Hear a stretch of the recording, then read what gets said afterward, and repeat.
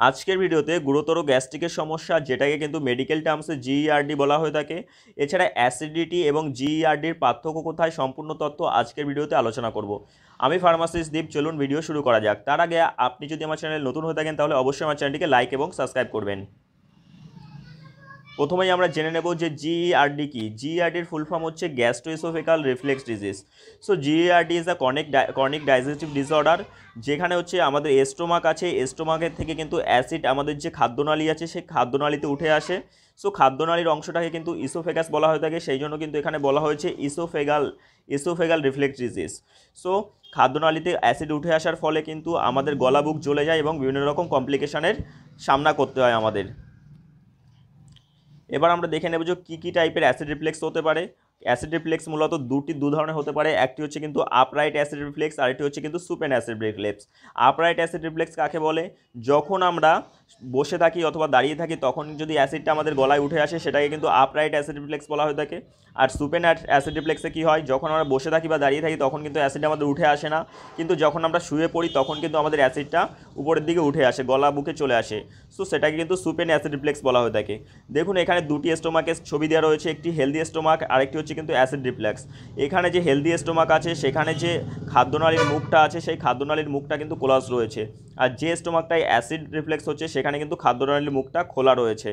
So এই পাশেটা কিন্তু healthy stomach আর এটা হচ্ছে কিন্তু অ্যাসিড রিফ্লেক্স। নেক্সট আমরা দেখে নেব যে কী কারণে অ্যাসিড রিফ্লেক্স হতে পারে। প্রথম যে কারণ সেটি হচ্ছে কিন্তু আনহেলদি ফুডের কারণ হতে পারে। দ্বিতীয় কারণ হচ্ছে কিন্তু আনকন্ট্রোলড ইউজ অফ মেডিসিনের কারণ হতে পারে। তৃতীয় কারণ হচ্ছে কিন্তু হেলিকোব্যাক্টার পাইলোরি বলে ব্যাকটেরিয়া আছে তার কারণে হতে পারে। এছাড়া অতিরিক্ত মদ্যপানের কারণে হতে পারে। এবার আমরা দেখে নেব যে এই কমপ্লিকেশনের ট্রিটমেন্ট আমরা কীভাবে করব, তার জন্য কী মেডিসিন পেশেন্টকে প্রেসক্রাইব করতে হবে। আমাদের কাছে প্রথম যে অপশান আছে সেটি হচ্ছে কিন্তু রাবিপ্রাজোল এবং লিভোসালফাইডের কম্পোজিশন। রাবিপ্রাজোল হচ্ছে কিন্তু একটি পিপিআই ইনহিবিটর, যেটা কিন্তু প্রোটন পাম্প ইনহিবিটর বলা হয়ে থাকে। আর লিভোসালফাইড হচ্ছে কিন্তু প্রোকাইনেটিক এজেন্ট। সো রাবিপ্রাজোল কী করে, আমাদের স্টোমাকে অ্যাসিড তৈরি হতে দেয় না, আর লিভোসালফাইড আমাদের স্টোমাককে কিন্তু খুব তাড়াতাড়ি খালি করে দেয়। সো রাবিপ্রাজোল এবং লিভোসালফাইড এর যে ট্যাবলেট সেটি আপনারা মার্কেটে রিকুল 40L নামে পেয়ে যাবেন, যেখানে কিন্তু রাবিপ্রাজোল 40 mg এবং লিভোসালফাইড 75 mg মিলিত রয়েছে। এই ট্যাবলেটের ডোজ কী আছে, একটা করে ট্যাবলেট কিন্তু সকালে খাওয়ার আগে কিন্তু পেশেন্টকে প্রেসক্রাইব করা হয়।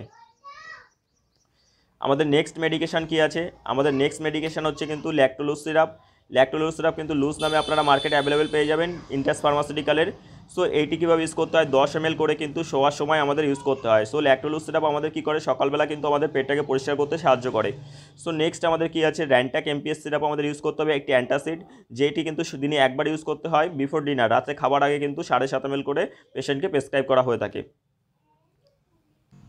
নেক্সট আমরা দেখে নেব যদি কোনো পেশেন্টের শরীরে এইচ পাইলোরি ব্যাকটেরিয়ার উপস্থিতি লক্ষ্য করা যায় তাহলে তাকে কী ধরনের মেডিকেশান দেওয়া হয় এবং কী অ্যান্টিবায়োটিক তাকে রেকমেন্ড করা হয়।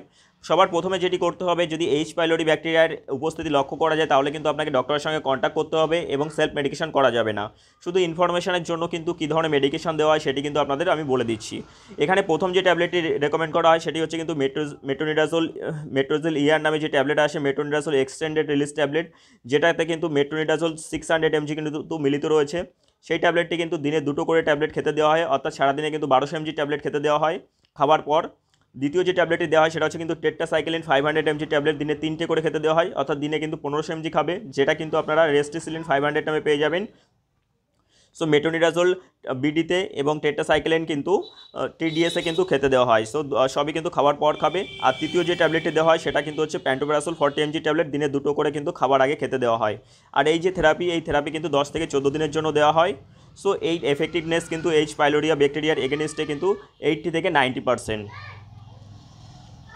এরপর যদি কোনো পেশেন্টের শরীরে এইচ পাইলোরি ব্যাকটেরিয়া না থাকে তাহলে তার জন্য কী ধরনের মেডিকেশান দেওয়া হবে সেটি আমরা জেনে নেব। প্রথম যে আমাদের ট্যাবলেটটি রিকমেন্ড করতে হবে সেটি হচ্ছে কিন্তু রিকুল 40L ট্যাবলেট, যেটার মধ্যে কিন্তু রাবিপ্রাজোল এবং লিভোসালফাইডের কম্বিনেশন রয়েছে, যেটা আমরা আগেই দেখেছি। একটা করে ট্যাবলেট কিন্তু বিফোর ব্রেকফাস্ট দিতে হবে।